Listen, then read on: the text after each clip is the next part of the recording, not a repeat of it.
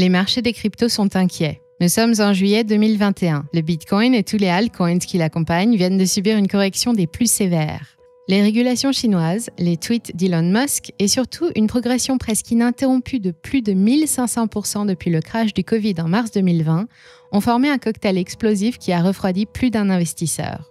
L'utilisation abusive du crédit et des leviers pour financer des actifs par nature extrêmement risqués ont également contribué à amplifier les mouvements de marché, provoquant ainsi une cascade de liquidations représentant des volumes de plusieurs milliards de dollars. Des actifs qui évoluent en outre dans un marché dominé par une minorité de baleines, ces gros détenteurs de crypto qui font la pluie et le beau temps, et souvent soumis aux aléas de la psychologie collective. Mais la ruine d'une partie de ces millions de détenteurs qui ont tout perdu avec les crypto-monnaies ces derniers mois n'est pas uniquement due à la chute des prix. Pour eux, c'est tout le contraire, c'est la hausse qui est à l'origine de la catastrophe. Ils ont été victimes d'escroqueries ou d'arnaques de grande ampleur, dont les montants dépassent l'entendement et qui se sont révélés les unes après les autres avec l'envolée des prix des cryptos. Et pour cela aussi, les marchés sont inquiets, car non seulement ces cas se multiplient, mais les montants concernés sont de plus en plus élevés. La dernière en date, Africa Crypt, fait actuellement beaucoup parler d'elle dans les médias spécialisés. Ses fondateurs, deux frères sud-africains, viennent tout simplement de disparaître avec l'argent de leurs clients. Une jolie malle virtuelle remplie de 69 000 bitcoins. Mais ces escrocs internationaux, désormais poursuivis et recherchés, n'ont rien inventé. Nous allons vous raconter comment ils s'y sont pris et quels sont les modèles dont ils se sont inspirés. Mais juste avant, n'oubliez pas de vous abonner si vous voulez rejoindre notre chaîne. Et pour ne rien manquer, analyse, actu ou comparatif, rejoignez notre fil Telegram. Bienvenue sur Money Radar.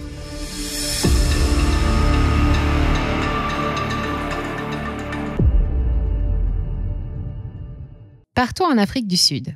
Ici, à Johannesburg, vivent deux frères, Amir, 17 ans, et Reese, 20 ans. Plutôt débrouillards, ces deux-là. En 2019, ils fondent leur propre plateforme d'échange de bitcoins, Africa Crypt. Pour lancer leur affaire, il leur faut des clients, beaucoup de clients, et ils ne reculent devant rien pour les appâter. Ils recrutent leur première victime grâce à un placement vedette particulièrement intéressant. Basé sur le bitcoin et réservé à un cercle restreint de privilégiés, les deux frères offrent des rendements exceptionnels, en réalité totalement chimériques, de 10% par jour. Avec de telles perspectives et alléchés par une si belle promesse, de nombreux investisseurs se précipitent sur l'occasion avant que l'offre, qui est limitée dans le temps, ne disparaisse. Comment résister ?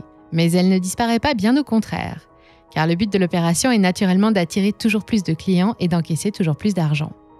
Profitant du boom de la star des cryptos dès la fin 2020, les nouveaux investisseurs, dont quelques célébrités sud-africaines, se précipitent sur le site d'Africa Crypt pour y ouvrir un compte. Les fonds sont déposés en espèces et Africa Crypt se charge ensuite d'acheter les bitcoins via Luno, une célèbre plateforme d'échange de crypto-actifs dont la fiabilité est régulièrement mise en doute. L'argent rentre très vite, les premiers clients perçoivent le fruit de leur investissement et sont invités par Africa Crypt à encourager d'autres indécis à faire comme eux, en échange d'une rémunération supplémentaire. Pendant toute la durée de la pandémie et la période de l'envolée des cours du bitcoin, les deux fondateurs, ravis, affichent leur réussite en photo sur leurs réseaux sociaux. Jusqu'à mi-avril dernier. Nous sommes alors au plus fort de la bulle et un bitcoin s'échange pour plus de 60 000 $.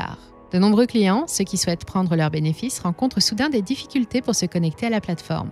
Amir et Reese postent alors un message peu rassurant sur les réseaux sociaux. Le site serait victime d'une tentative de piratage. Mais ce qui étonne le plus les internautes, c'est qu'on leur demande de ne pas informer les autorités pour ne pas entraver le processus de recouvrement des fonds. Les clients patientent, mais à peine quelques jours plus tard, Africa Crypt ne répond plus. Les deux frères se sont envolés dans la nature. Le personnel resté sur place affirme avoir perdu le contrôle de la plateforme il y a déjà plusieurs jours. Manifestement, ils n'étaient pas au courant.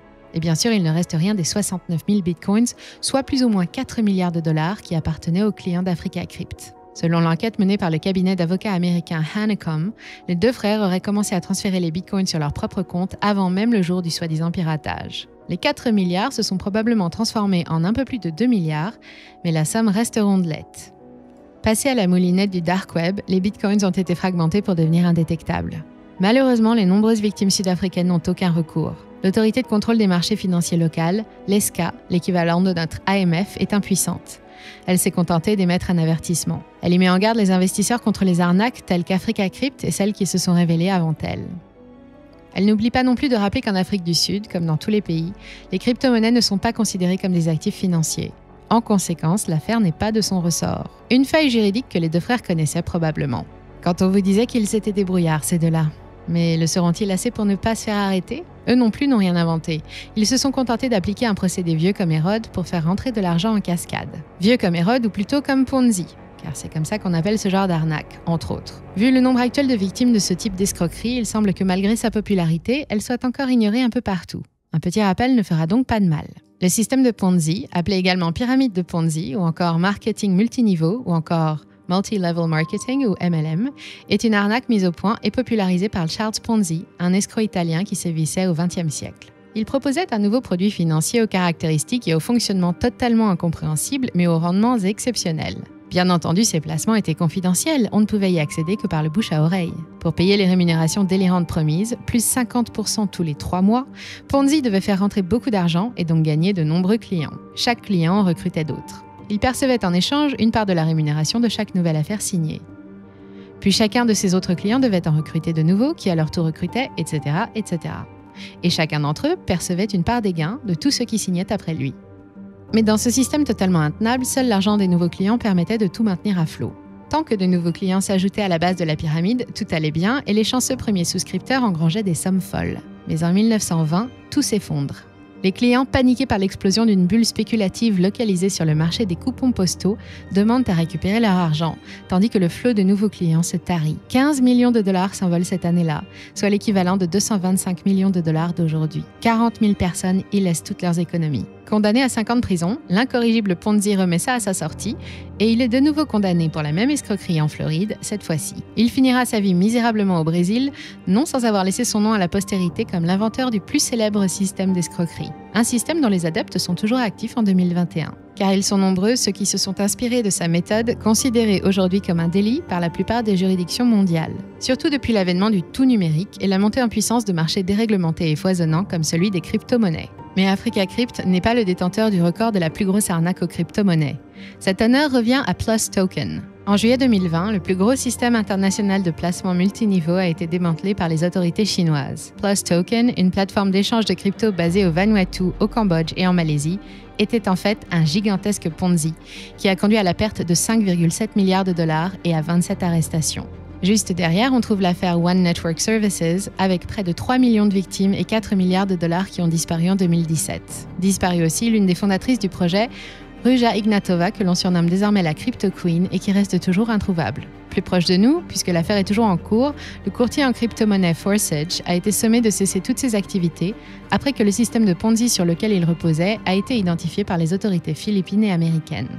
La plateforme recrutait ses clients sur des forums d'investisseurs en promettant là encore monts et merveilles. Jusqu'en mars 2021, les commentaires et les avis sur Forsage étaient élogieux. Et puis, plus rien. Depuis la mi-avril, une fois encore, plus de sons et plus d'images. 350 millions de dollars de Bitcoin ont disparu et la plateforme tourne dorénavant en roue libre. Alors récapitulons. Les nouveaux amateurs de la méthode Ponzi ont l'air de beaucoup apprécier les cryptos. Leurs manipulations frauduleuses sont malheureusement favorisées par le contexte de déréglementation des marchés crypto. Et il n'y a pas qu'Africa Crypt, OneCoin et Forsage. Ce ne sont que les exemples les plus significatifs. Des dizaines de vraies fausses sociétés fondées sur le principe du Ponzi ou son pendant 2.0, le MLM, ont fait des milliers de victimes en 2020, comme en 2019, en 2017 ou encore en 2015. Elles apparaissent souvent pendant les périodes de stagnation des prix sur un marché. Elles récoltent des fonds, en placent une partie et dépensent le reste. Elles utilisent l'argent des déposants pour tenir leurs promesses de rendement et attendent patiemment que le sous-jacent prenne de la valeur. Ensuite, elles disparaissent avec. Si vous souhaitez investir dans les crypto-monnaies, méfiez-vous de tous les placements qui vous proposent des rendements délirants. En période bull run, il n'est pas rare de voir apparaître sur les forums spécialisés des laïus de plus de 1000 mots, écrits dans un langage pseudo-technique difficile à comprendre et qui proposent des plus 500% par an ou des 50% par mois via des placements soi-disant en crypto-monnaies ou dérivés.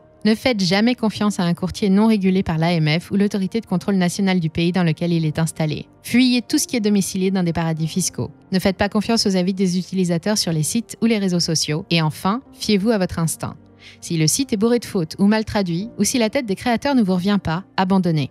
Pour profiter de tous les avantages des cryptos, achetez-les vous-même et passez pour cela par l'intermédiaire de sites ayant pignon sur rue, comme Binance. Et si vous souhaitez en savoir plus, n'hésitez pas à aller voir notre vidéo dédiée aux meilleurs moyens d'investir dans les cryptos ou à visiter les liens que vous trouverez dans le descriptif. Si notre vidéo vous a plu ou qu'elle vous a été utile, n'hésitez pas à cliquer sur j'aime et à la partager. Enfin, n'oubliez pas que le meilleur moyen de nous soutenir, c'est de vous abonner pour encore plus d'actualités, d'avis et de comparatifs. Et pour être sûr de ne rien manquer, rejoignez-nous sur notre fil Telegram. C'était Money Radar, à très bientôt.